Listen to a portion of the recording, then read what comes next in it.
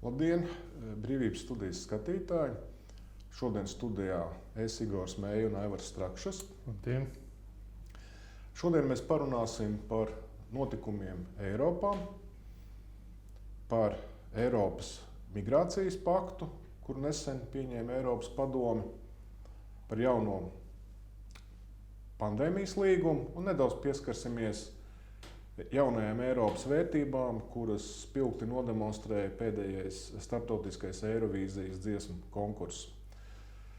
Aivar, kāpēc mums uzspiež tik daudzas lietas, kuras mums nav izdevīgas? Es domāju šo pašu Eiropas padomes pieņemto migrācijas un patvērumu meklētāju paktu. Jo viņš ir pieņemts, tas ir pieņemts. Varbūt, tur dažas valstis tikai nobalsoja pret, Polija un Ungārija, ja nemaldos atturējās Dānija un Īrija. Uz kurieni tas viss vērt, ko mums grib uzspiest, kā vārdā tas notiek? Man ir grūti pateikt, kā vārdā un kādi ir tie mērķi, bet tas ir pilnīgi skaidrs, ka šis migrācijas pakts nav Eiropas iedzīvotāju interesēs. Ja? Man jāsaka tā, ka ir gadās daudz kaut kur braukāt arī kaut kur Eiropā, tikko pa Vāciju izbraukājās, tikos ar cilvēkiem arī, jāsaka vairāk, ar saviem radiniekiem, viņu paziņām, bet es neesmu redzējis nevienu cilvēku, kas teiktu, ka mums vajag šo migrāciju. Ja? Teiksim, ja skatās tajās ziņās, skatās sociālajos mēdījos, ja? Eiropai nevajag migrantus, viņiem nevajag risināt, cilvēki negrib risināt uz savas labklājības un drošības rēķina trešo valstu problēmas. Ja? Kāpēc un kā vārdā rīkojas, Eiroparlaments un Eiropas komisija? Eiropas padome. Eiropas padome. Tas ir labs jautājums. Un es ļoti ceru, ka ar jaunajām Eiroparlamenta vēlēšanām kaut kas mainīsies, jo man vairāk, es skatos tos ekonomiskos aspektus un es neredzu šeit ekonomisko pienesumu. Ja? Kādreiz bija tādas ilūzijas, ja mums Eiropā pietrūkst sliktā dzimstības, demografiskie rādītāji, mēs tagad atļausim un aicināsim iebraukt migrantus. Vācija un Turcija. Vācija, kas uzņēma ļoti daudz turkus savā laikā. Viņi tagad, tas bija kādreiz ar turkiem. Turki aizbrauc uz Eiropu un arī strādāja vairāk vai mazāk. Un ir diezgan veiksmīgi arī integrējušies. Ir daudz maz arī integrējušies, tādas milzīgas problēmas nav, bet tagad tiek aicināti veicināt šī migrācija. Kas šie migranti nav ar tādu domu, ka viņi strādās kaut kādās tur rūpnīcās, stāvēs pie konvejeras, laucīs ielas, mazgās tur kaut kādas sabiedriskās toaletes. Ja? Jo tā doma bija tāda, mēs tagad viņus ielaidīsim, ja to es saprastu ekonomisko motivu, mēs viņus ielaidīsim šeit, paņemsim, mums trūkst savu cilvēku, darba spēku.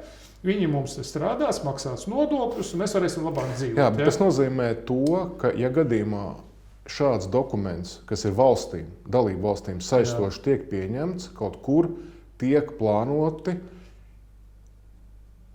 situācija, kur būs liels problēmas. Kad ir problēmas? Karstāvoklis, bats, kaut kā trūkums.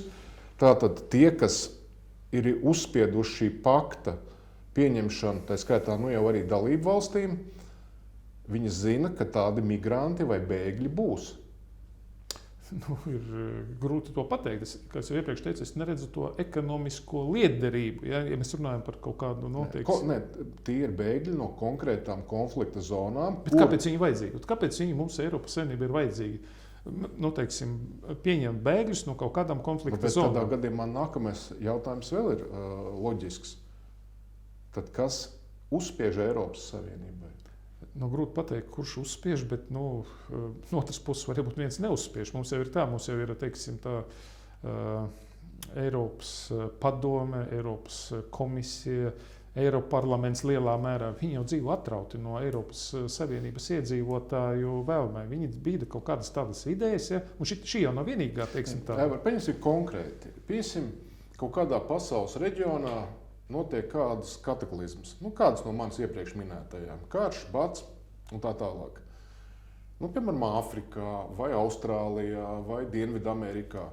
Kāpēc Eiropas Savienībai ir jāuzņemās šī nasta, kas neskar Eiropas Savienības valstu intereses, ikdienas dzīvi kā vārdā. Mums taču ir tik daudz citu attīstītu valstu, kā Amerikas Savienotās valstis, Kanāda. Kāpēc Eiropa uzņemas šīs problēmas? Šeit tāda racionāla izskaidrojuma nav. Ja mēs skatāmies par to humāno pusi, pie kuras apelē, tad tā ir daudz vienkāršāk risināma, vienkārši piegādājot cilvēkiem resursus, to pašu pārtiku. Tajā vietā, kur viņi dzīvo. Tajā vietā, kur viņi dzīvo. Ja mēs nevaram izglābt, ja tur ir kaut kādā reģionā 10 miljoni cilvēku cieši kaut kādas problēmas, mēs jau 10 miljonus pie sevis uzņemt nevaram. Mēs varam tur pārsimt tūkstoši, labi miljoni. Ko tad tie pārējie 9 miljoni līdzi, bet visa Eiropa iespringt un aizsūtīt tur kaut kādu pusmiljonu pārtikas tonu, pusmiljonu tonu pārtikas kravas. To visu var izdarīt, vai ūdeni aizsūtīt. To visu var izdarīt, bet šeit ir tikai politisks mērķis ar negatīvu ietekmi uz ekonomiku. Jo, kā es iepriekš teicu, ka mēs aicinājām tur iepriekš tos migrantus. Cerēju uz to, ka tie migranti strādās uz Eiropas ekonomiku. Ko mēs rezultātā dabūjam? Mēs dabūjam klāt migrantus un plus vēl spiest viņus uzturēt, jo viņi jau liela daļā nestrādā. Viņi dzīvo uz pabalstiem. Ja? Tad ir kaut kādas arī robežas, cik daudz migrantus var uzņemt Eiropa, nepasliktināt savu iedzīvotāju labklājību. Man liekas, tā robeža jau ir klāta.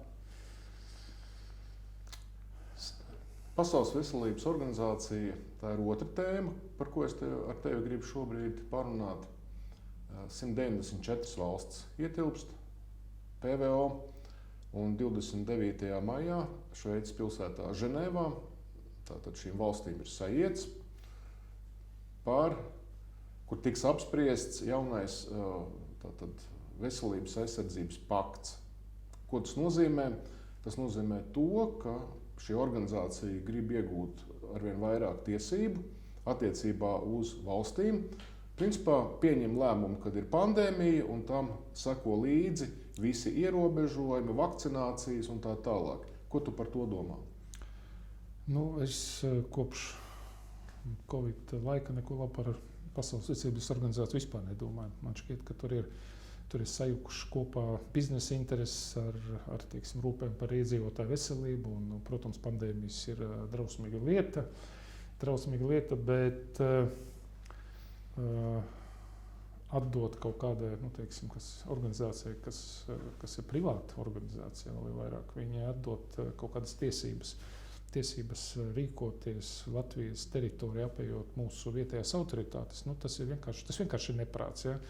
No otras puses ir tā, ka, ja mēs neizdarījām pareizus secinājumus no šīs iepriekšējās Covid pandēmijas, ja tu nemācies no vēstures, tad tā vēsture visu laiku atgriežas un moka tevi tik ilgi, kamēr tu izdarīsi pareizos secinājumus. Ja? Tātad, acīm redzot, tās mācības nav iegūtas pietiekoši daudz, ja? un dabūsim vēlreiz. Ja? Ko es varu pateikt? Es tur neredzu racionālu pamatu, es neredzu nekādas saistības ar pandēmijas veiksmīgāku apkarošanu kā tādu. Ja? Jo, ja mēs skatāmies, tā veiksmīgāka apkarošana mums tepat bija blakus Zviedrijā, un Zviedrija rīkojas pretēji Pasaules veselības organizācijas ieteiktiem rekomendācijām. Ja? Ar to arī viss. Ja? Jaunais pandēmijas līgums paredz to, ka faktiski dalību valstīm vairāk tiesības lemt par šī procesa menedžmentu nebūs. Un, protams, tas, ko tu saki, es arī redzu, ka tur pārsvarā ir biznesa intereses, jo kur var būt labāks bizness, kā bija ar Covid laikā, ka Latvijas valstī aizdod naudu, par ko viņi nopērk vakcīnas, kuras piespiedu kārtā ir jāizmanto, ka tu atceries, vēl pāri palika, un nopelna farmācijas kompānijas, nerunājot par visu to, kas bija saistīts ar Fonderlainas interešu konfliktu, ja, kur runa bija par miljardiem.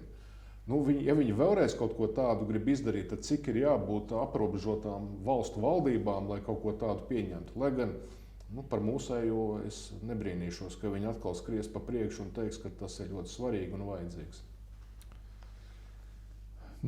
Šeit ir man nav ko piebilst. Tā jau tas arī ir.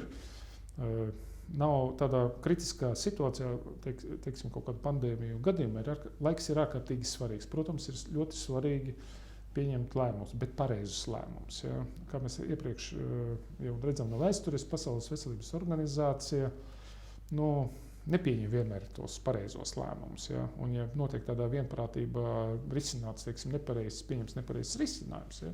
Nu, tad būs sekas varbūt katastrofālas vienkārši. Ja? Bet atceroties Covid-19 sāgu un kā runāja visi valstu vadītāji, vieni un to pašu tekstu, ja? Tad bija pilnīgi acīm redzam, ka šis teksts ir sagatavots un viņiem nolaists no kaut kurienes, un viņi tā kā roboti viņu atkārtoja.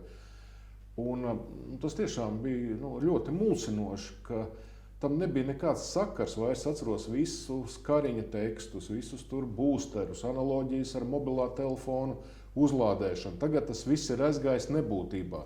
Un kur ir garantija, ka pēc šāda līguma parakstīšanas atkal viņi kā roboti nesāks atkārtot viens un tos pašus tekstus. Un kā mēs zinām, pret varu jau ir grūti cīnīties. Viņi tev var sodīt, viņi tev var atņemt, ja viņi tev var ierobežot. Man tas liekas, tas, ko man liekas, sabiedrība vienkārši pat nepievērš šādiem jautājumiem šodien uzmanību. Jo tas ir tūlītās 29. maijā. Acīm redzot, ietekme uz šo valstu vadītājiem ir pietiekuši liela, ka viņi lem par šādiem jautājumiem. Es nedomāju, ka šie jautājumi ir, teiksim, viņu iedzīvotāju interesēs. Ja?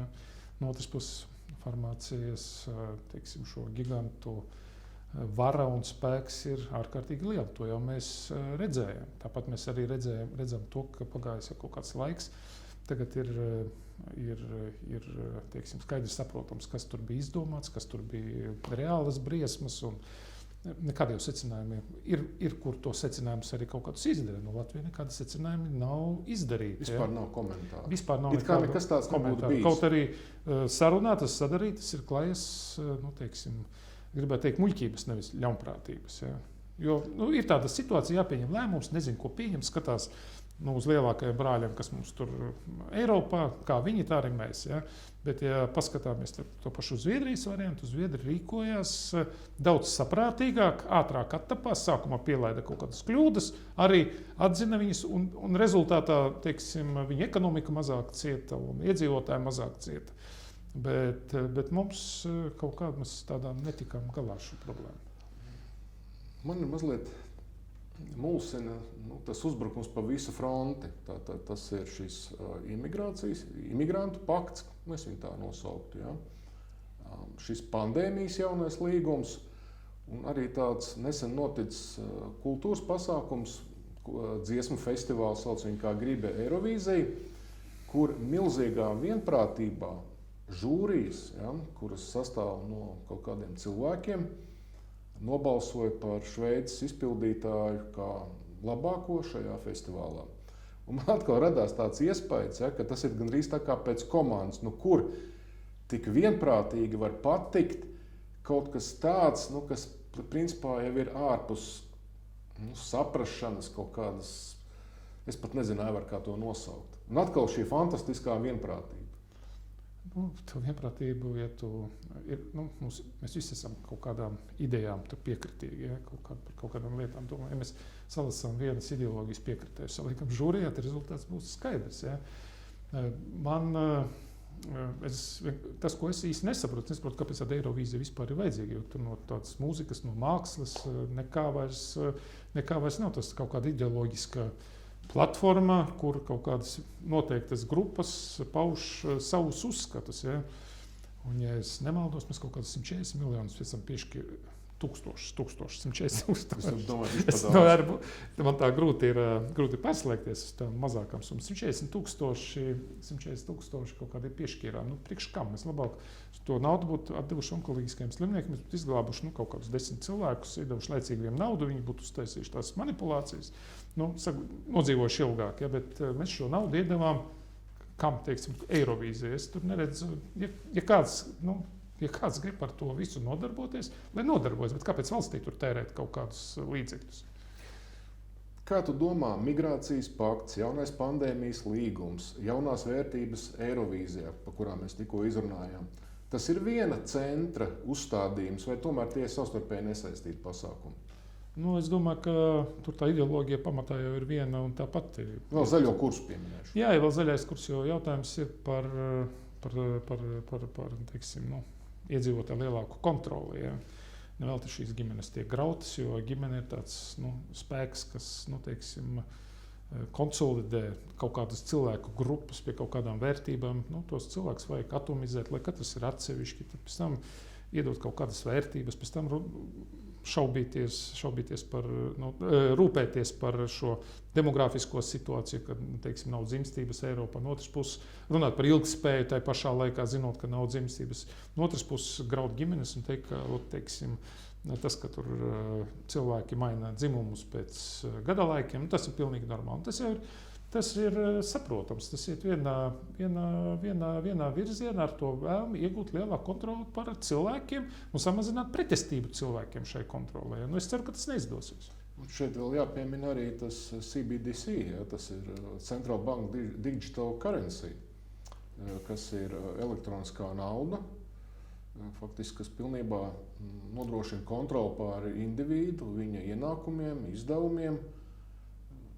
Jebkurā brīdī, ja viņam var izdevumus ierobežot, manuprāt, notiek tāds globāls uzbrukums šobrīd attiecībā uz to, ko sauc par homo sapiens, cilvēks. Kaut ko tādu es savā vecumā pieredzu pirmo reizi. Digitāla nauda ir tāds, tas ir vienkārši instruments. Viņu var dažādi izmantot. Tā skaitā viņu var izmantot cilvēku totālai kontrolē, no otras puses viņu var izmantot, teiksim, pārskatāmākām, teiksim, finanšu plūsmām. Ja? Kā viņi izmantos, atkarīgs no tā, kā rokās viņa nonāks. Ja? Tā kā, vienīgais to cilvēku rokās, kas šobrīd virza tās idejas, ko mēs iepriekš runājām, tas būtu bīstams instruments. Ja?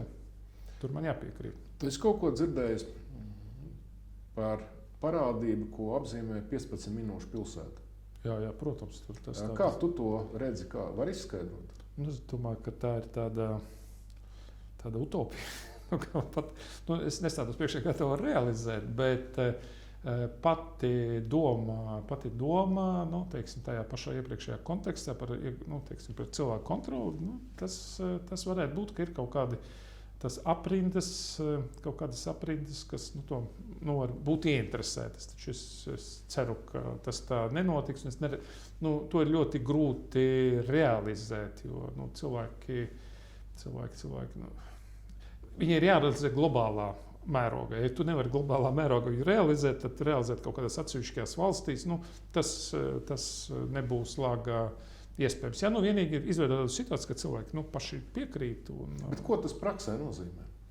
Praksē tas nozīmē to, ka tu ārpus 15 minūtēm tu tur nevari pārvietoties bez īpašas atļaujas. Ja tev nedarbojas, teiksim,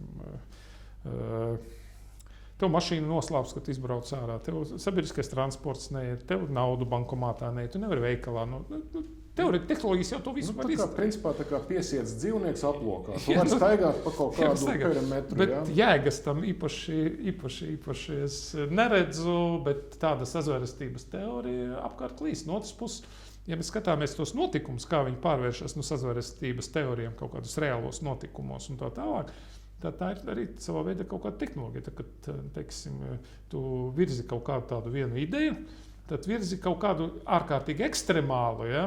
Lai bailēs no tās ekstremālās cilvēks pieņemtu mazāk ekstremālo un pateikt, paldies Dievam, tik traki nebija. Labi, ar to mēs šodien arī beigsim. Mēģinājām ieskicēt tādas tēmas kā imigrācijas pakts. Tā viņš saucās, jā, jau ir. Migrācijas pakts, jaunais pandēmijas līgums. Mazliet pieskārāmies vienam kultūras pasākumam. Ceru, ka jums bija interesanti. Visu labu! Visu labu!